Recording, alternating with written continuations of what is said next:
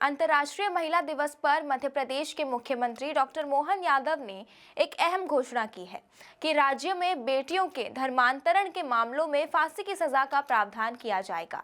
मुख्यमंत्री ने कहा कि धार्मिक स्वतंत्रता अधिनियम में संशोधन कर इस कड़ी सजा को लागू किया जाएगा। उनका कहना था कि धर्मांतरण को प्रदेश में किसी भी कीमत पर नहीं चलने दिया जाएगा और मासूम बच्चियों के साथ ज्यादती करने वाले दोषियों को छोड़ने का कोई सवाल नहीं है।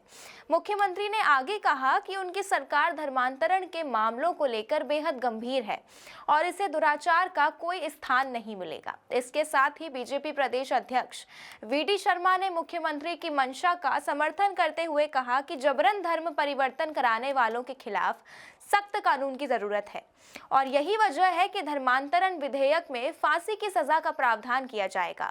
बीजेपी प्रदेश अध्यक्ष वीडी शर्मा ने ये भी कहा कि 2029 के विधानसभा चुनाव में महिलाओं के लिए 33% आरक्षण का कानून महिला नेतृत्व को मजबूत करने में मदद करेगा। पीएम मोदी द्वारा महिलाओं के योगदान को स्वीकारते हुए उनके नाम पर विभिन्न कार्यक्रमों की शुरुआत की गई है, जिनमें ड्रोन दीदी जैसे कार्यक्रम भी शामिल है। उनका मानना है कि महिलाएं आत्मनिर्भर होंगी तभी देश और परिवार दोनों आत्मनिर्भर होंगे। बीजेपी सरकार महिला सशक्तिकरण को अपनी प्राथमिकता बना चुकी है और इस दिशा में लगातार काम कर रही है।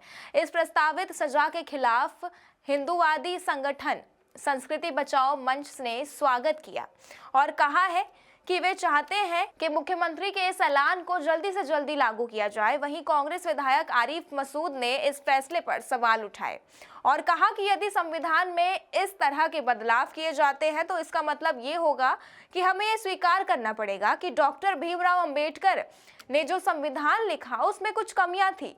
उन्होंने कहा कि जबरदस्ती धर्मांतरण का विरोध किया जाना चाहिए, लेकिन ये सुनिश्चित किया जाना चाहिए कि इस प्रक्रिया में किसी भी प्रकार का भेदभाव ना हो।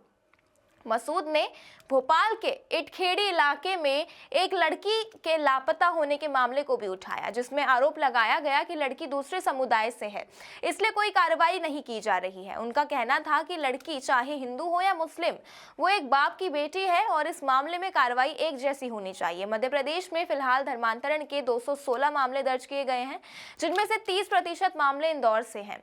इन मामलों में कुल 329 आरोपित हैं, जिनमें 225 मुस्लिम, 51 हिंदू, 47 क्रिश्चियन और 8 आदिवासी शामिल है।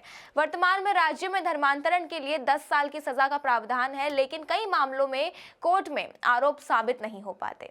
इंदौर में एक मामले में युवक और युवती को 10 साल की सजा सुनाई गई थी, लेकिन कोर्ट में ये साबित हुआ कि धर्मांतरण का आरोप पारिवारिक विवाद के चलते लगाया गया था। इसी तरह नरसिंहपुर में प्रॉपर्टी विवाद के कारण धर्मांतरण का मामला दर्ज किया गया था, जो बाद में कोर्ट में खारिज हो गया। मध्य प्रदेश सरकार के इस कड़े फैसले ने धर्मांतरण और बेटियों के अधिकारों को लेकर एक नया विवाद खड़ा कर दिया है, जहां बीजेपी और हिंदूवादी संगठन इसे प्रदेश की सुरक्षा और समाज के हित में जरूरी मानते हैं। वहीं विपक्ष इसे संविधान की मूल भावना के खिलाफ और भेदभावपूर्ण करार दे रहा है।